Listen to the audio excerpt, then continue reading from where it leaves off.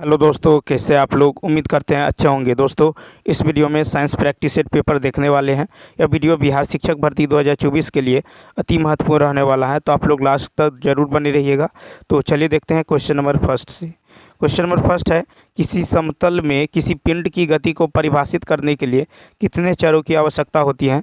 तो इसका जो राइट आंसर होने वाला है ये हो जाएगा बी ऑप्शन, यानी 2। तो किसी समतल में किसी पिंड की गति को जो है 2 चर का उपयोग करके जो है परिभाषित किया जा सकता है, ठीक है। और ये निर्देशांक प्रणाली के 2 परिभाषित अक्ष हैं, एक्स और वाई।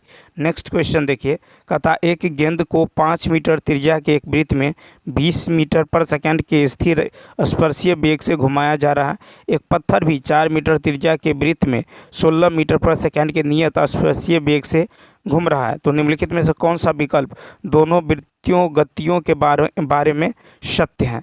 तो यहाँ पे देखिए, त्रिज्या जो है कितना है? त्रिज्या है आर। फिर जो है वेग कितना है?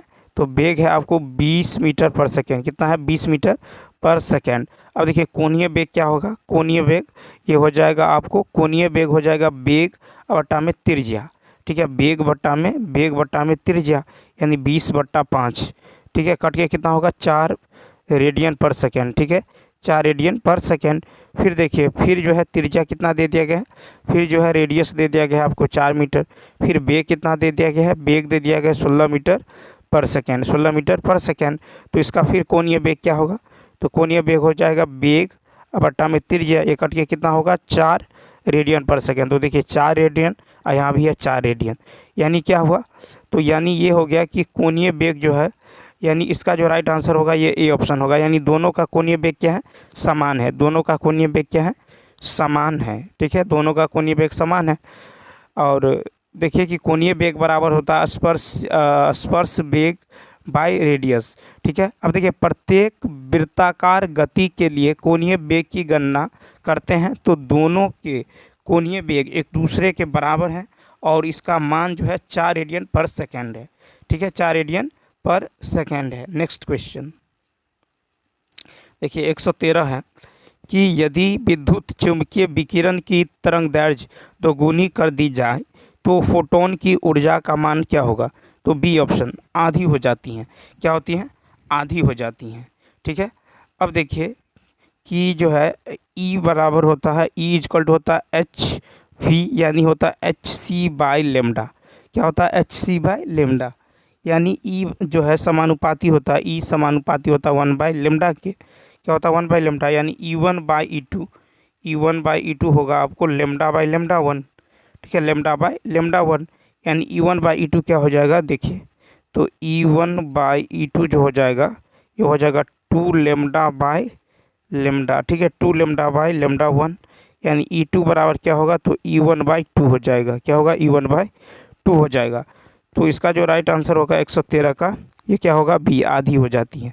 नेक्स्ट क्वेश्चन की यदि बात करें तो देखिए कि जब विद्युत चुम्बकीय विकिरण की तरंग दैर्ध्य दोगुनी हो जाती हैं तो फोटोन की ऊर्जा क्या होती है? आधी हो जाती है।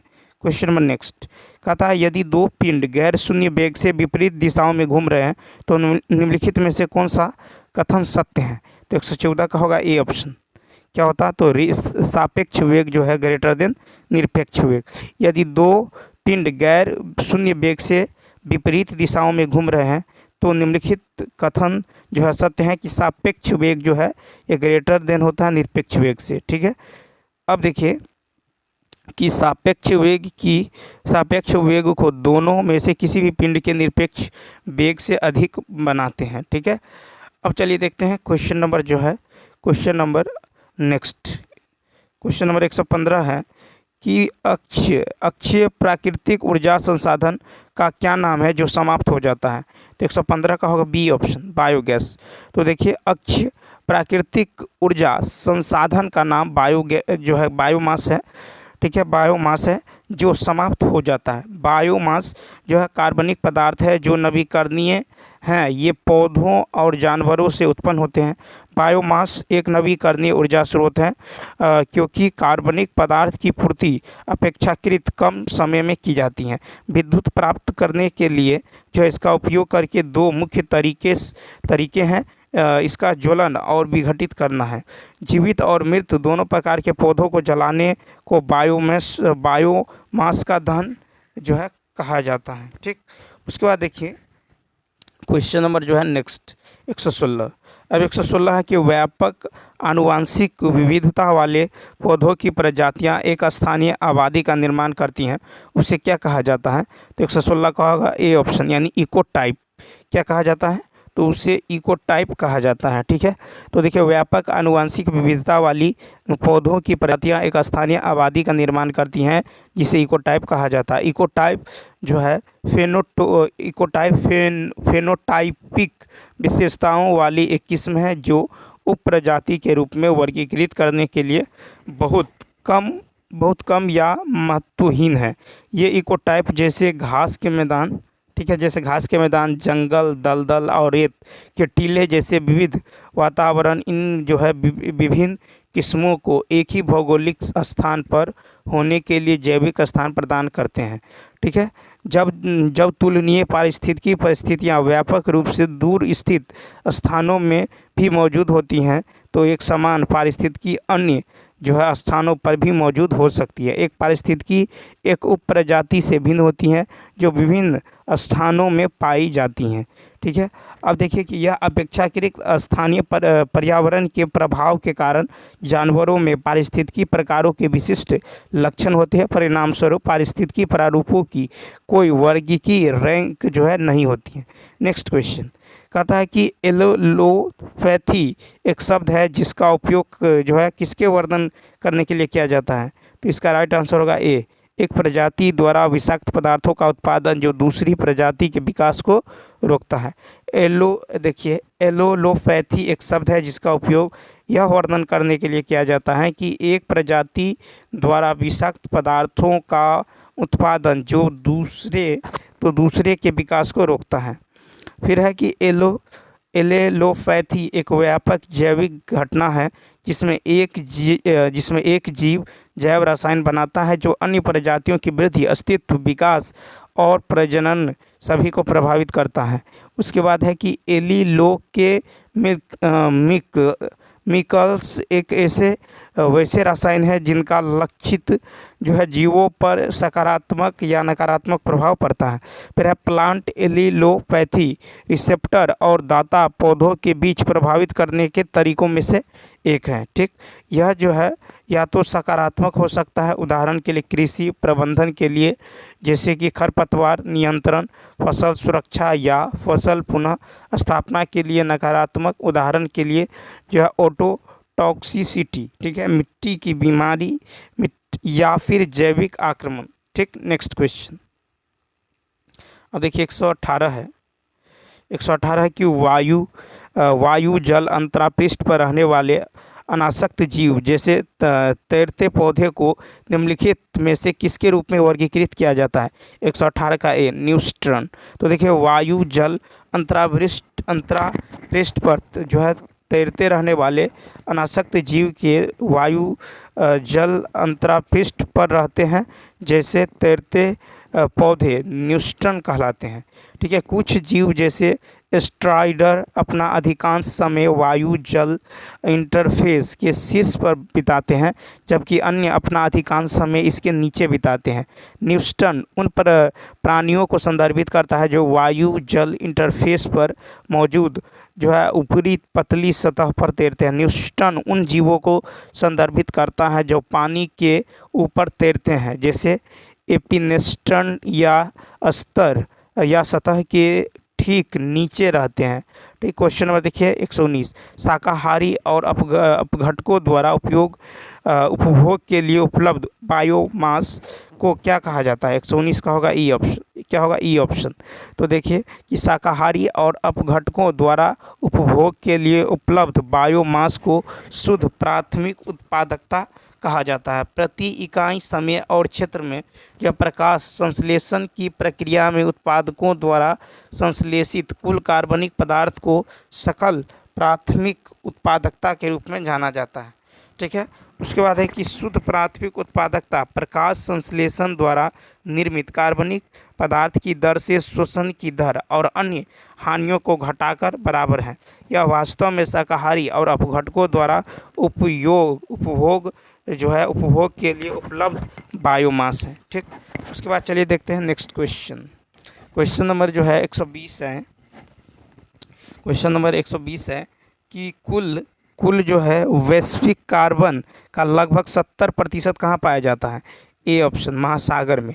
तो देखिए कुल वैश्विक कार्बन का लगभग 70% महासागर में पाया जाता है। जीवों के शुष्क भार में कार्बन का योगदान 49% है और यह पानी के बाद दूसरा स्थान है। वैश्विक कार्बन की कुल मात्रा में से 71% महासागरों में घुलित जो है रूप में पाया जाता है। केवल 1% वायुमंडल में पाया जाता है। कार्बन चक्रण वायुमंडल, महासागर और जीवित या मृत जीवों के माध्यम से होता है। नेक्स्ट कहता है कि जमीनी अवस्था में एक तत्व किसके एम सेल में 13 इलेक्ट्रॉन हैं और वह कौन सा है? तो बी ऑप्शन क्रोमियम। तो देखिए जमीनी में एक तत्व जिसके एम सेल में 13 इलेक्ट्रॉन है वह क्रोमियम है। एम सेल अर्थात n बराबर 3। एम कक्षा में इलेक्ट्रॉनों की संख्या जो होता है 13 का जो होगा ये होगा n 3s2।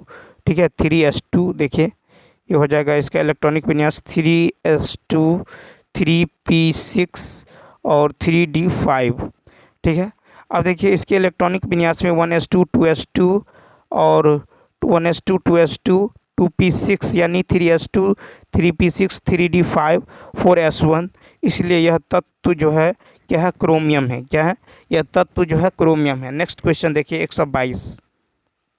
क्वेश्चन नंबर 122 है कि एकाधिक अनुपात का नियम जो है किसके द्वारा दिया गया था? एकाधिक अनुपात का नियम किसके द्वारा दिया गया था?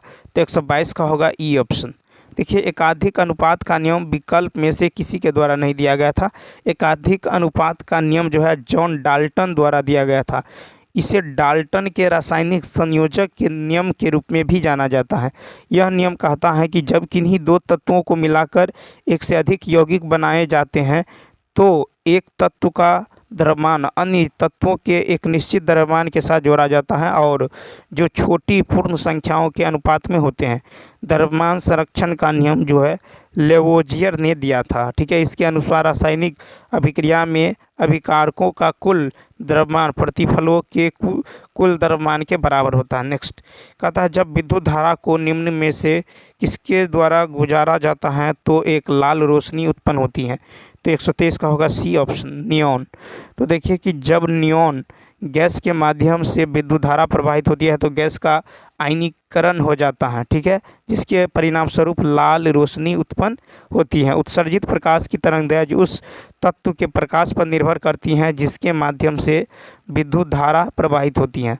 डिस्चार्ज के माध्यम से दृश्यमान प्रकाश विकिरणित होता है जो कई कारकों पर निर्भर करता है। सोडियम गैस पीले रंग की रोशनी के साथ जलता है। उसके बाद है कि स्ट्रोंशियम पटाखों में चटकीला लाल तथा बेरियम हरा रंग देता है। नेक्स्ट क्वेश्चन 124 है कि किसी पदार्थ की अवस्था को एक अवस्था से दूसरी अवस्था में किस प्रकार बदला जा सकता है? बी ऑप्शन विकिरणित ऊष्मा ऊर्जा को अवशोषित करके। विकिरणित ऊष्मा ऊर्जा की अवशोषित करने से किसी पदार्थ की अवस्था को एक अवस्था से दूसरी अवस्था में बदला जा सकता है। ऊष्मागतिकी के प्रथम नियम के अनुसार ऊर्जा को न तो उत्पन्न किया जाता है न ही नष्ट किया जा सकता है। अवस्था परिवर्तन की प्रक्रिया में सामान्यतः दबाव जो है और तापमान या तो ऊष्मा जोड़ने या उत्सर्जन ग्रहण करने की मात्रा के समान रहती है। ठीक, बर्फ़ जो है 0 डिग्री सेल्सियस को जल जो है 0 डिग्री सेल्सियस में परिवर्तित करने के लिए 80 कैलोरी पर ग्राम ऊष्मा आवश्यक है। जल 100 डिग्री सेल्सियस को 100 डिग्री सेल्सियस में वाष्प 100 डिग्री सेल्सियस में परिवर्तित करने के लिए 540 कैलोरी पर ग्राम ऊष्मा की आवश्यकता होती है। समान तापमान पर अवस्था परिवर्तन के लिए जो आवश्यक ऊष्मा की मात्रा गुप्त ऊष्मा कहलाता है। नेक्स्ट क्वेश्चन 125 है कि निम्नलिखित में से किसके एक मोल में सबसे अधिक एंट्रोपी होते हैं? B option hydrogen gas. Hydrogen gas के एक मोल में सबसे अधिक एंट्रोपी जो है होती हैं। किसी वस्तु की जो है यादृच्छिकता के रूप में के रूप को एंट्रोपी कहा जाता है। देखिए, जिस पदार्थ के अणुओं को यादृच्छिकता पर जो है अत्यधिक होती हैं, जिसे एंट्रोपी कहते हैं। हाइड्रोजन गैस में जो है अतिरिक्त एंट्रोपी है, क्योंकि यह सभी प्रदान किए गए पदार्थों की तुलना में कम द्रव्यमान धारण करता है और गैस चरण में भी अधिक जो है यादृच्छिकता या फिर अव्यवस्थितता प्रदर्शित करती है। ठीक है, एंट्रोपी बराबर होता है ऊष्मा बट्टा तापमान। एंट्रोपी का एसआई मात्रक होता है जूल पर केल्विन। 126 निम्नलिखित में से किसे सलाद पत्ता कहा जाता है? तो बी ऑप्शन उल्वा को सलाद पत्ता कहा जाता है। उल्वा एक बहुकोशिकीय शैवाल है। यह नम चट्टानों और दीवारों पर उगता है। यह शैवाल खाने योग्य है। इसे समुद्री सलाद भी कहा जाता है। इसमें अनियमित रूप से व्यवस्थित कोशिकाओं की 2 परतें होती हैं। शैवाल स्वपोषी होते हैं तथा इनमें क्लोरोफिल पाए जाते हैं। नेक्स्ट क्वेश्चन देखिए, 127 है कि निम्नलिखित में से कौन सी बीमारी केवल अफ्रीकी अमेरिकियों में पाई जाती हैं? 127 का होगा सी ऑप्शन, यानी ट्रिपेनोसोमियासिस। तो ट्रिपेनोसोमियासिस बीमारी केवल अफ्रीकी अमेरिकियों में पाई जाती है। अफ्रीकी परजीवी ट्रिपेनोसोमियासिस एक परजीवी संक्रमण है जो मनुष्यों को प्रभावित करता है। यह इसे स्लीपिंग सिकनेस भी कहा जाता है। फिर है कि ट्रिपेनोसोमा जो है सोमा ब्रूसी प्रजाति के सूक्ष्म परजीवी अफ्रीकी ट्रिपेनोसोमियासिस का कारण बनते हैं और जिसे लोकप्रिय रूप से नींद की बीमारी के रूप में जाना जाता है। सीसी मक्खी जो ग्लोसिना प्रजाति से संबंधित है, केवल उप सहारा अफ्रीका में पाई जाती हैं। यह रोग फैलाने के लिए भी जाना जाता है। नेक्स्ट क्वेश्चन देखिए, 128 है कि जो ह्यूमन इम्यूनोडिफिशियंसी वायरस श्वेत कोशिकाओं पर हमला करके एड्स का कारण बनाता है। इसे क्या कहते हैं? तो 128 का होगा ए ऑप्शन CD4।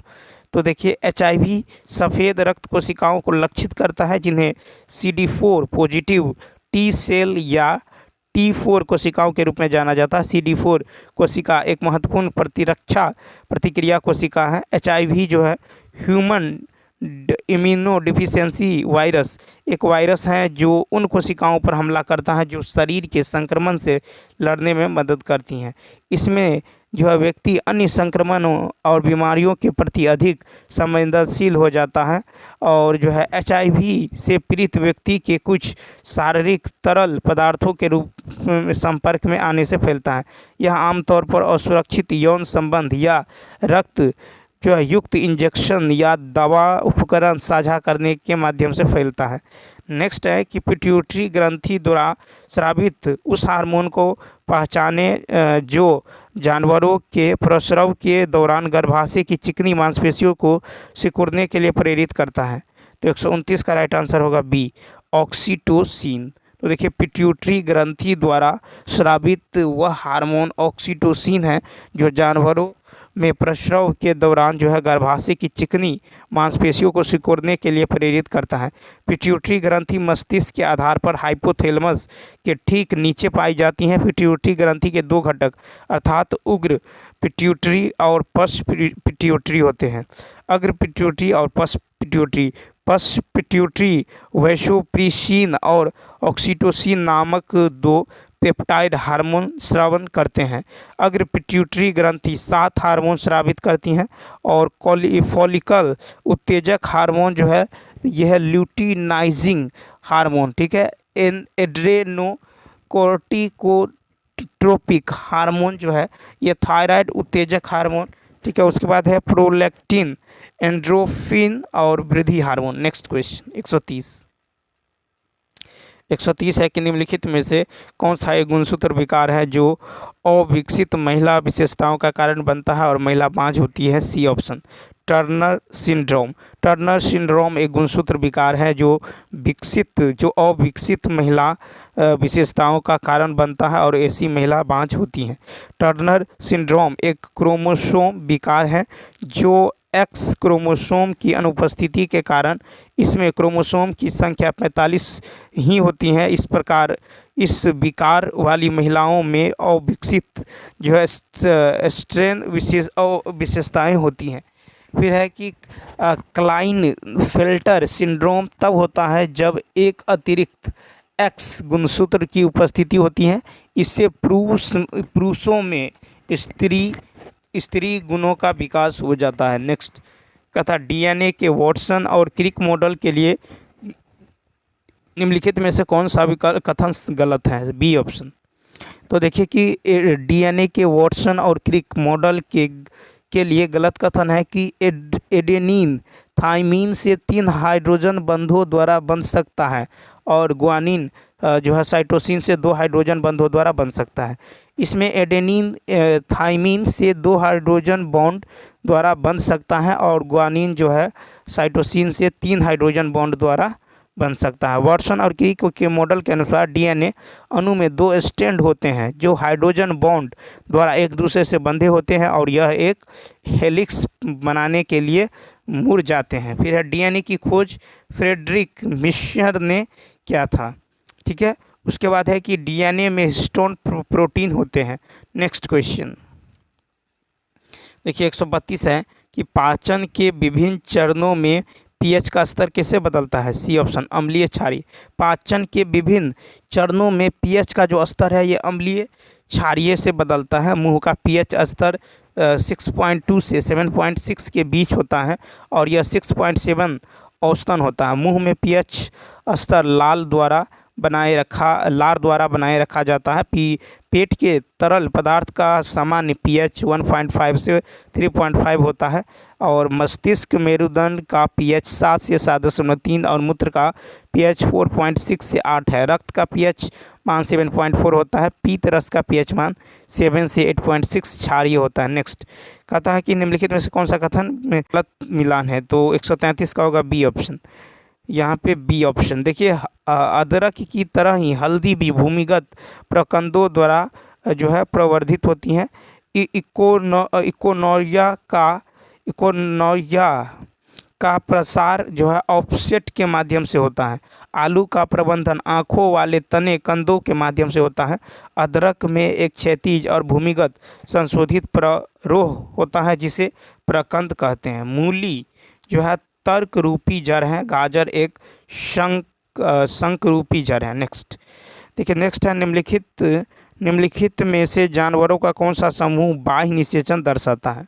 ठीक है, तो 134 का राइट आंसर होगा ए मछली, मेढक, सैलामेंडर। तो देखिए जानवरों का वह समूह जो बाह्य निषेचन दर्शाता है वो है मछली, मेढक और सैलामेंडर। बाह्य निषेचन सामान्य रूप से मछलियों और उभयचरों मेढकों और सैलामेंडर में देखा जा सकता है।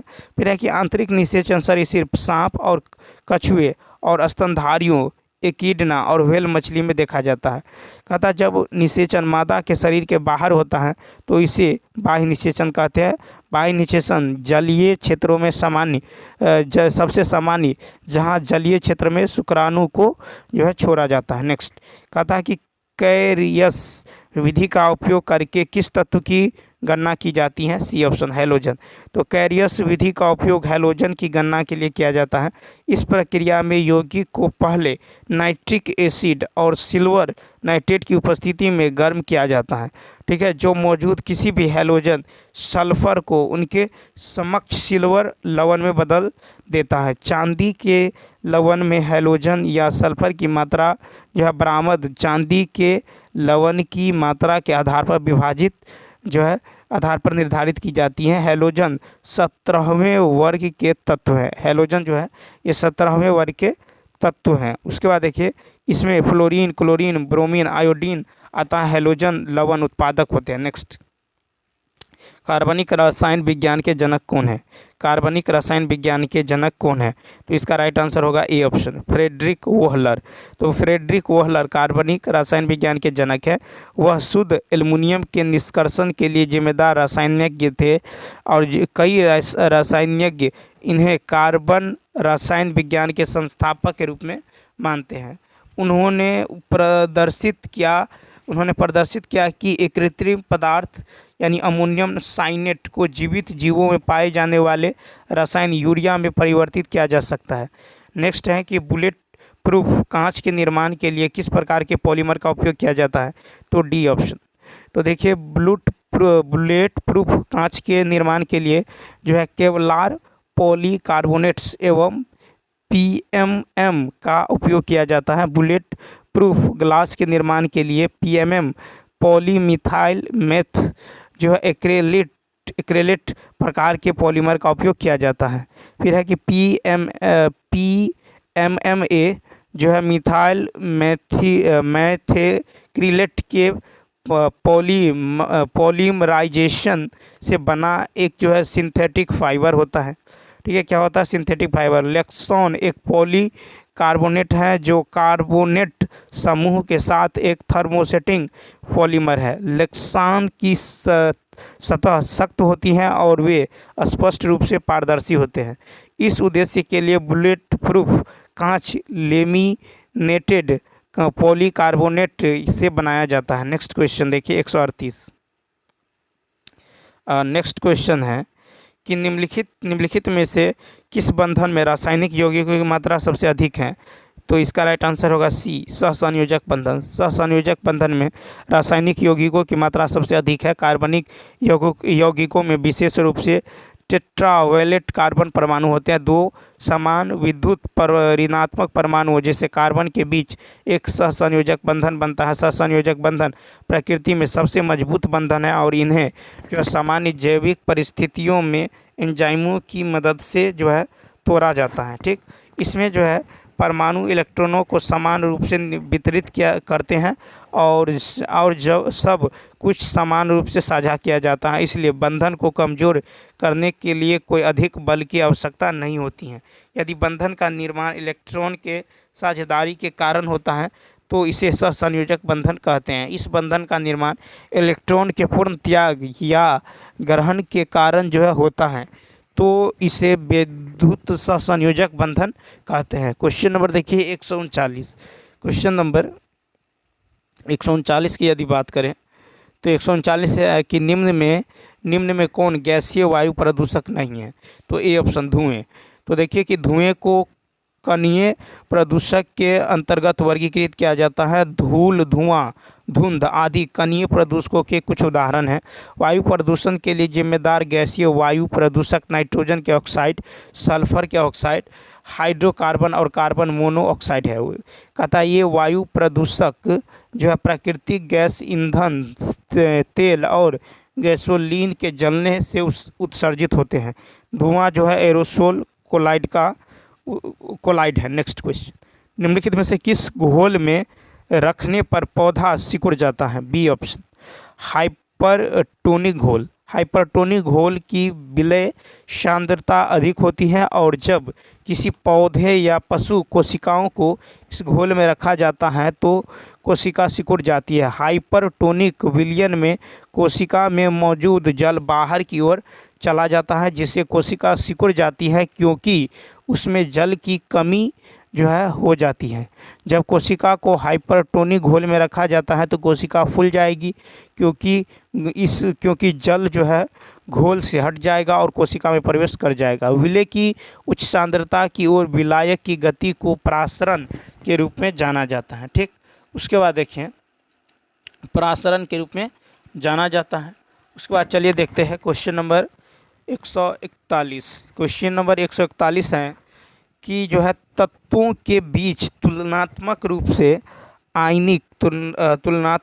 आयनिक जो है बंधन अधिक आसानी से बनेंगे, तो इसका राइट आंसर होगा ए कम आयनीकरण एंथैल्पी और उच्च इलेक्ट्रॉन बंधुता। तो तत्वों के बीच तुलनात्मक रूप से आयनिक बंधन अधिक आसानी से बनेंगे यदि कम आयनीकरण एंथैल्पी और उच्च इलेक्ट्रॉन बंधुता हो।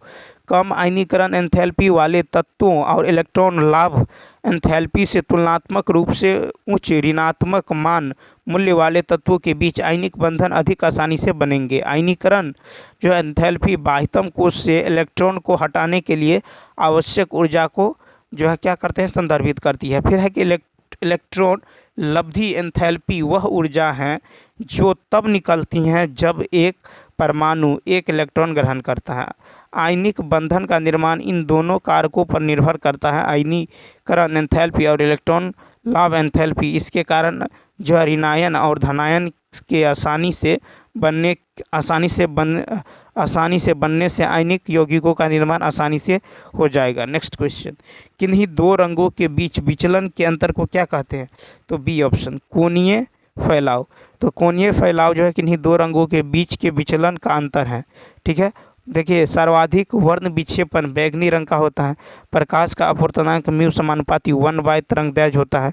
जिस रंग का तरंगदैर्घ्य जितना कम होता है उसका अपवर्तनांक उतना ही अधिक होता है। नेक्स्ट है कि पतले लेंस के अनुसार लेंस की फोकल लंबाई के संबंध में निम्नलिखित में से कौन सा कथन सत्य है? तो ई ऑप्शन। तो देखिए पतले लेंस सूत्र के अनुसार लेंस की फोकल लंबाई के संबंध में सत्य है कि अवतल लेंस के लिए एफ फोकस दूरी ऋणात्मक और पतले लेंस का सूत्र होता है कि 1/f बराबर 1/v माइनस 1/u। ठीक है, u जो है लेंस के ऑप्टिकल केंद्र में से वस्तु की दूरी, v जो है लेंस के ऑप्टिकल केंद्र से छवि की दूरी, और f जो है लेंस की फोकल लंबाई है। ठीक है, लेंस की फोकल लंबाई है। देखिए पतले लेंस सूत्र के अनुसार अभिसारी या उत्तल लेंस में जो है धनात्मक एफ यानी फोकस होता है, जबकि अपसारी या अवतल लेंस में जो है ऋणात्मक फोकस एफ होता है। का उत्तल लेंस की शक्ति धनात्मक तथा अवतल लेंस की शक्ति ऋणात्मक होती है। क्वेश्चन नंबर देखिए नेक्स्ट, कहता है वे कण जो किसी परमाणु के रासायनिक गुणों को बदले बिना उसके नाभिक में जोड़े जा सकते हैं वह क्या कहलाते हैं? A option, neutron. वे कण जो किसी परमाणु के नाभिक गुणों को बदले बिना उसके नाभिक में जोड़े जाते हैं न्यूट्रॉन कहलाते हैं। किसी परमाणु का वो रासायनिक गुण उसके नाभिक और प्रोटॉन के चारों ओर घूमने वाले इलेक्ट्रॉन की संख्या पर निर्भर करता है। परमाणु में संतुलन बनाए रखने के लिए इलेक्ट्रॉनों की संख्या प्रोटॉन की संख्या के समान होनी चाहिए। यदि परमाणु में जो है न्यूट्रॉन जोड़ते हैं जो न तो धनात्मक रूप से अधिक होते हैं और न ही ऋणात्मक रूप से आवेशित होते हैं, तो परमाणु के रासायनिक गुणधर्म नहीं बदलेंगे, परमाणु बस पहले से अवशोषित भारी हो जाएगा। परमाणु के 3 मूल कण हैं, इलेक्ट्रॉन, प्रोटॉन और न्यूट्रॉन। नेक्स्ट है कि चुंबकीय क्षेत्र निम्न में से किसके कारण उत्पन्न हो सकता है? D option. तो देखिए चुंबकीय क्षेत्र जो है विकल्प में से एक से अधिक कारणों से उत्पन्न होता है। एक तो चुंबकीय क्षेत्र उत्पन्न हो सकता है एक बदलता विद्युत क्षेत्र एवं एक गतिमान आवेश से। चुंबकीय क्षेत्र जो है विद्युत क्षेत्र के साथ साथ गतिमान आवेशों को बदलकर उत्पन्न किया जा सकता है। फिर है यदि परमाणु इलेक्ट्रॉन त्यागता है तो धनावेशित तथा ग्रहण करता है तो ऋणावेशित हो जाता है। किसी वस्तु पर कुल आवेश जो है पॉजिटिव निगेटिव होता है। जब आवेशित गति से होता है तो विद्युत क्षेत्र बदल जाता है, परिणाम स्वरूप एक चुंबकीय क्षेत्र उत्पन्न होता है। नेक्स्ट 146 है कि निम्नलिखित में से कौन बाहरी बल की क्रिया के तहत गति करने पर अपनी सापेक्ष स्थिति बनाए रखता है? सी ऑप्शन, कठोर पिंड। कठोर पिंड वह है जिसके घटक कण किसी बाहरी बल के प्रभाव में गति करते हुए भी अपनी सापेक्ष स्थिति बनाए रखते हैं। किसी पिंड को कठोर कहा जाता है यदि उसके आकार में कोई परिवर्तन नहीं होता है, भले ही उस पर कितना भी बाह्य बल कार्य कर रहा हो। यदि वस्तु पर लगने वाले कुल बलों का योग 0 हो जाए तो वस्तु संतुलन की अवस्था में कहलाता है। नेक्स्ट है निम्नलिखित में से किस में भली भांति परिभाषित ज्यामितीय बाह्य आकृति होती है? सी ऑप्शन, क्रिस्टलीय ठोस। तो भली भांति परिभाषित ज्यामितीय बाह्य आकृतियाँ क्रिस्टलीय ठोस में होती हैं। क्रिस्टलीय ठोसों में अच्छी तरह से परिभाषित ज्यामितीय बाहरी आकार होते हैं, क्योंकि परमाणु और अणु क्रिस्टल के पूरे शरीर में एक निश्चित ज्यामिति जो है दोहराव तरीके से व्यवस्थित होते हैं। क्रिस्टलीय ठोसों में अणु परमाणु एक निश्चित ज्यामितीय पैटर्न होता है। इसके आंतरिक संरचना को एक्सरे क्रिस्टलोग्राफी द्वारा जो है देखा जाता है। क्रिस्टलीय ठोस द्रव होते हैं। नेक्स्ट क्वेश्चन देखिए, लेंस क्या है? तो देखिए ए ऑप्शन, एक छवि बनाने वाला उपकरण। लेंस जो है एक छवि बनाने वाला उपकरण है। लेंस छवि का उत्पादक प्रतिबिंब करने वाला उपकरण नहीं है। जब दूरस्थ वस्तु से प्रकाश की किरणें लेंस द्वारा अपवर्तित होती हैं तो प्रतिबिंब या छवि का निर्माण होता है, न कि उत्पादन। कहता है कि वे दो परस्पर सतहों पर प्रकाश के अपवर्तन द्वारा एक छवि का निर्माण करते हैं। लेंस प्रकाश के अपवर्तन के सिद्धांत पर कार्य करता है। यह दो प्रकार का होता है, उत्तल लेंस और अवतल लेंस। क्वेश्चन नंबर देखिए 149 है कि एक लोहे की छड़ को गर्म किया जाता है। नर्म होते ही इसका रंग बदल जाता है। निम्नलिखित में से कौन सा रंग बहुत अधिक तापमान का संकेत देता है? तो ई ऑप्शन क्या होगा? इसका राइट आंसर होगा ई ऑप्शन। तो देखिए कि एक लोहे की छड़ को गर्म किया जाता है। गर्म होते ही इसका रंग बदल जाता है। इसमें नीला रंग बहुत अधिक तापमान का संकेत देता है। जैसे जैसे शरीर गर्म होता जाता है उत्सर्जित विकिरण की आवृत्ति बढ़ती जाती है। लाल, नारंगी और सफ़ेद में से नीले रंग की आवृत्ति सबसे जो है अधिक होती है। ठीक है, उसके बाद देखिए इस प्रकार जैसे ही लोहे की छड़ गर्म होती हैं, पहले लाल, फिर नारंगी, फिर सफ़ेद और फिर अंत में नीली हो जाएगी। नेक्स्ट क्वेश्चन नंबर देखिए, लास्ट है 150। कहता है कि मुक्त स्थान की चुंबकीय पारगम्यता की SI इकाई क्या है? 150 का होगा सी ऑप्शन। तो देखिए मुक्त स्थान की चुंबकीय पारगम्यता की जो SI इकाई है ये क्या है? टोटी ए इन्वर्स मीटर है। ठीक है, उसके बाद देखिए कि मुक्त स्थान की चुंबकीय पारगम्यता निर्वाह में चुंबकीय क्षेत्र बनाते समय आने वाले प्रतिरोध की मात्रा का माप है। ठीक है, पारगम्यता की SI इकाई जो है weber ampere inverse metre inverse है या फिर टेस्ला एम्पियर इन्वर्स मीटर है। ठीक है, टेस्ला। अब चुंबकीय क्षेत्र बराबर होता है चुंबकीय फ्लक्स बाय होता है सदिश क्षेत्र। ठीक है, यानी वेबर बाय मीटर स्क्वायर। तो चलिए दोस्तों, इस वीडियो में इतना ही। यदि आप साइंस का और भी प्रैक्टिस सेट पेपर देखना चाहते हैं तो आप जो है प्लेलिस्ट के जरिए देख सकते हैं। तो चलिए दोस्तों, इस वीडियो में इतना ही। यदि यह वीडियो अच्छा लगा हो तो लाइक, शेयर और सब्सक्राइब करना न भूलें। साथ ही साथ कमेंट करके बताएं कि यह वीडियो आपको कैसा लगा। तो चलिए मिलते हैं नेक्स्ट वीडियो में। Thanks for watching.